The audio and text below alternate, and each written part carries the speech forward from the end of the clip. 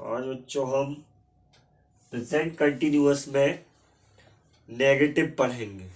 कल हमने अफर्मेटिव पढ़ा समझा, आज नेगेटिव देखेंगे। प्रेजेंट कंटिन्यूअस टेंस लिखेंगे आप सभी, मेन हेडिंग डालेंगे यहाँ प्रेजेंट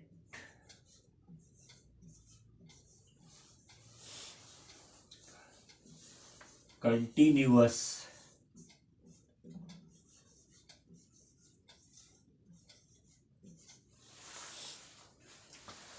पहचान लिखेंगे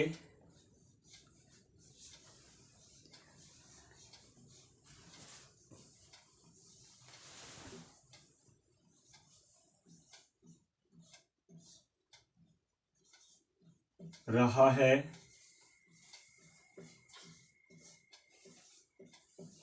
रही है, रहे हैं। इसमें हेल्पिंग वर्ब लगेगी 3।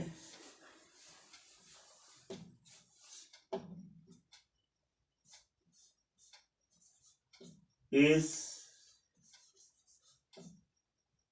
एम और आर। इसका यूज होगा subject he, she, it, name के साथ। एम का यूज होगा सब्जेक्ट आई के साथ। आर हेल्पिंग वर्ब का यूज होगा सब्जेक्ट वी, यू, टे के साथ। जितना भी एक वचन है, सूर्य, चंद्रमा, पृथ्वी, सबके साथ इज। जितना भी एक से अधिक होगा वो सब बहुवचन के साथ आ जाएगा। उसमें आर हेल्पिंग वर्ब लगेगी। नेगेटिव देखेंगे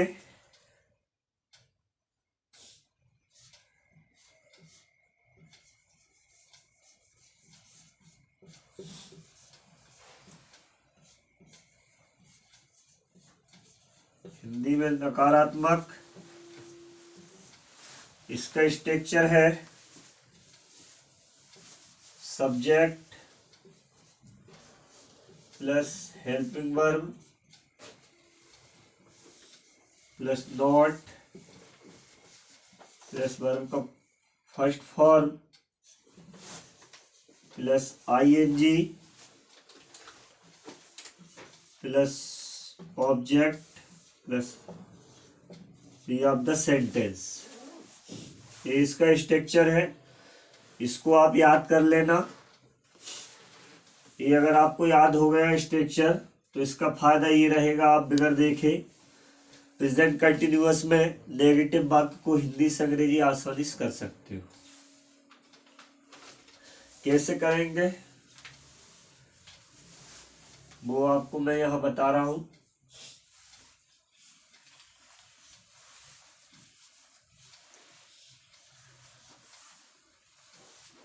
मैं उसे नहीं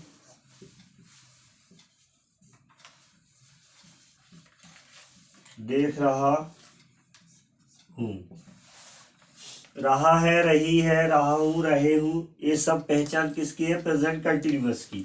लास्ट में आपने वाक्य को पढ़ा, मैं उसे नहीं देख रहा हूं, पहचान में आ गया कि लास्ट में रहा हूं, रही हूं, रहे हैं, इस तरह से कुछ आए तो वाक्य किसका है? प्रेजेंट कंटिन्यूअस का। इसमें नहीं आ गया तो वाक्य नकारात्मक हो गया है, तो नेगेटिव का है। ये आपने पहचान लिया। इसके बाद अब आप ट्रांसलेट करेंगे तो स्ट्रक्चर के अनुसार करेंगे। मैं के लिए बोलते हैं अंग्रेजी में आई, तो आई लिखेंगे। आई के साथ हेल्पिंग वर्ब क्या लगी है? एम, तो एम लिख देंगे। ये सब्जेक्ट हो गया आई, हेल्पिंग वर्ब हो गई एम। एम के बाद आ जाएगा नॉट, हेल्पिंग वर्ब के बाद नॉट लिखना है, तो नॉट वर्ब का फर्स्ट फॉर्म।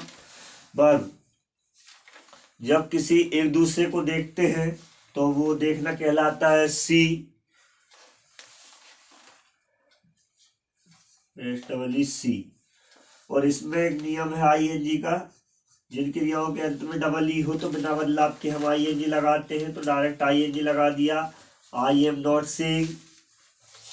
अब उसे अगर आप किसी पुरुष को देख रहे हो, लड़के को, तो हिम लिखेंगे, अगर लड़की को देख रहे हैं तो हर लिखेंगे।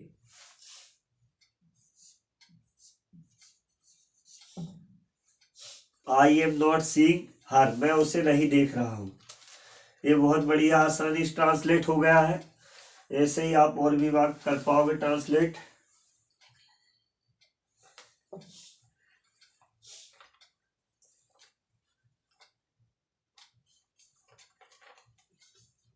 हम आज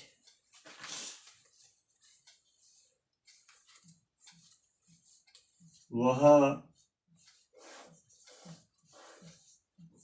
नहीं जा रहे हैं। हम आज वहां नहीं जा रहे हैं। एक से अधिक व्यक्ति है ना, 2 या 3 जितने भी हो, हम जब होता है तो एक से अधिक व्यक्ति होते हैं, है ना। कुछ बड़े व्यक्ति होते हैं पैसे वाले, अधिकतर वो जब ये बात करते हैं तो बोलते हैं हम। सिंगल के लिए भी यूज करते हैं, लेकिन यहाँ पे ऐसा नहीं है। जब एक से अधिक व्यक्ति की बात होती है टेंस में, तो हम बोलते हैं हम आज वहां नहीं जा रहे हैं। तो हम के लिए अंग्रेजी में बी, और बी के साथ हेल्पिंग वर्ब आ जाएगी आर। समझने की बात है कि हमको आप किस तरह समझ रहे हैं। तो यहाँ हम तो बहुवचन के रूप में समझ रहे हैं टेंस में, तो इसके अनुसार ट्रांसलेट करेंगे। सर्वप्रथम हम लिखेंगे सब्जेक्ट। फर्स्ट में सब्जेक्ट लिख दिया आपने बी, हेल्पिंग वर्ब लिख दिया आपने आर, आर के बाद लिख दिया नॉट, नॉट के बाद हम लिखेंगे वर्ब का फर्स्ट फॉर्म, वर्ब हो रही जाने की, जाने के लिए बोलते हैं गो, और इसमें आईएनजी लग जाएगा तो गोइंग हो जाएगा। We are not going. वहां ऑब्जेक्ट है वहां, वहां के लिए लिखेंगे देयर, और इसमें आज शब्द बच गया है तो आज को हम लिख देंगे ऑब्जेक्ट के बाद में दी ऑफ द सेंटेंस, है ना। तो ये हो जाएगा टुडे, टुडे मीन्स आज। We are not going, sorry, यहाँ पे गोइंग जब भी जाने की बात होती है तो हम टू लगाते हैं, तो टू और है, हटा के समझा देता हूँ, कोई दिक्कत नहीं है, है ना। गोइंग टू देयर, ये टू इसलिए आता है, इसमें प्रीपोजिशन छुपा होता है कि हम वहां को जाते हैं, ठीक है, इसलिए टू आ जाता है, लेकिन वो लिखा नहीं रहता हिंदी में, अंग्रेजी में लगाते हैं going to there today, today means आज। ठीक है, दोनों वाक्य समझ में आए? है ना। इसी तरह से मैं आपको और वाक्य बताता हूँ किस तरह से हम ट्रांसलेट करेंगे।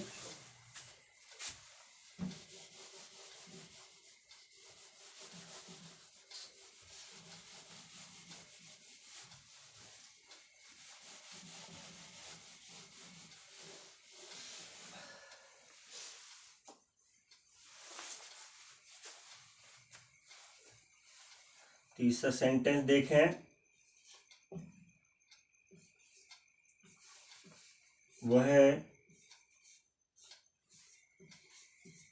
मुझसे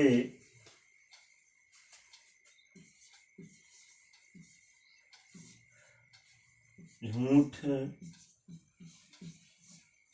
नहीं बोल रहा है।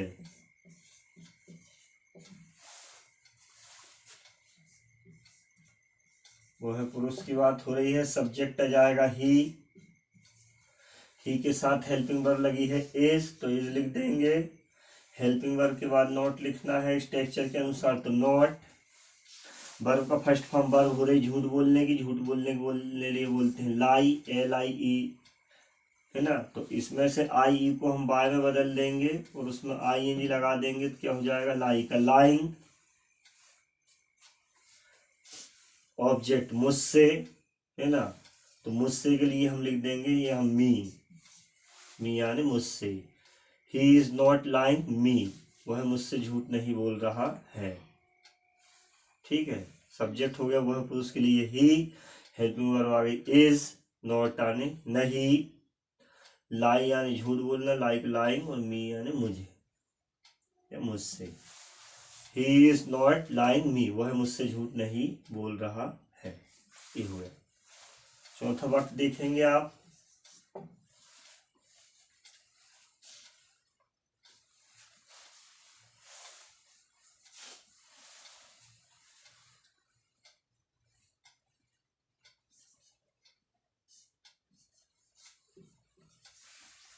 राजेश आज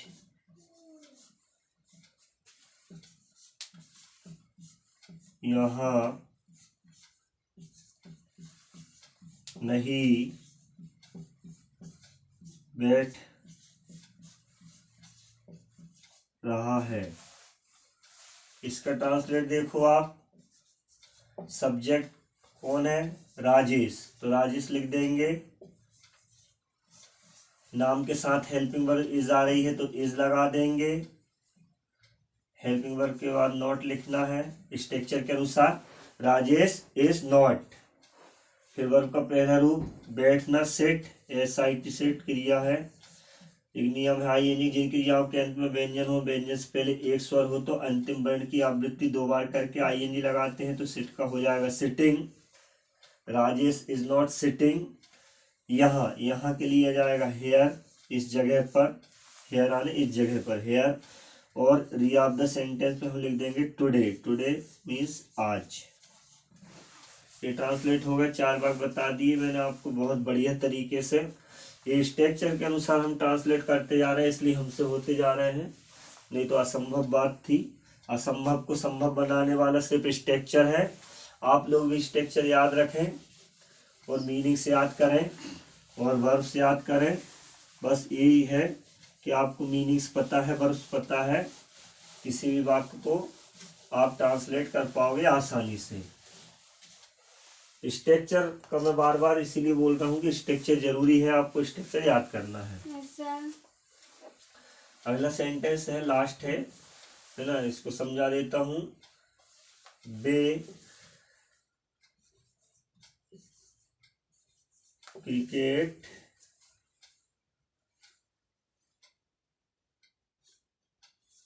नहीं देख रहे हैं। ठीक है, अब यहाँ पे देखो, व्यक्ति एक दूसरे को नहीं देख रहा, एक स्थान पे बैठ के कोई प्रोग्राम देख रहा है, तो उस देखने को हम क्या बोलते हैं, वॉच। और एक दूसरे को देखने के लिए अभी शुरू में एक वाक्य कराया था, उसको बोलते हैं सी। तो यहाँ पे जो देखने की बात हो रही है वो क्या है, वॉच। इसको समझाता हूँ कैसे। सब्जेक्ट लिखेंगे हम दे के साथ हेल्पिंग वर्ब क्या आ रही है, आर, तो ये आर लिख दिया। आर के बाद आ जाएगा नॉट, स्ट्रक्चर के अनुसार subject helping verb not, verb का पहला रूप। वर्ब हो रहे देखने के लिए बोलते हैं वॉच, है ना, कोई प्रोग्राम देखना, क्रिकेट वगैरह मैच वगैरह स्टेडियम में बैठ के कहीं पे भी, और इसमें लग जाएगा ING तो हो जाएगा वॉचिंग क्रिकेट, ऑब्जेक्ट में क्रिकेट। इस तरह से हम हिंदी से अंग्रेजी ट्रांसलेट आसानी से कर पाए हैं। सब स्ट्रक्चर का कमाल है, कुछ मीनिंग्स वगैरह है, कुछ वर्ब वगैरह, ये सब याद कर लोगे आप लोग भी बहुत आसानी से कर पाओगे। ठीक है ना, समझ आया बेटा? सर। ठीक है, आशा करता हूँ आपको सभी को समझ आया होगा। अगर बढ़िया सब मेरा वीडियो ये अच्छा लगा है तो सब लोग लाइक करें, सब्सक्राइब करें और कमेंट भी करें। बस ठीक है, इतनी आपसे उम्मीद है कि आप बस इसको आगे भी फॉरवर्ड करते जाएं, शेयर करते जाएं। धन्यवाद।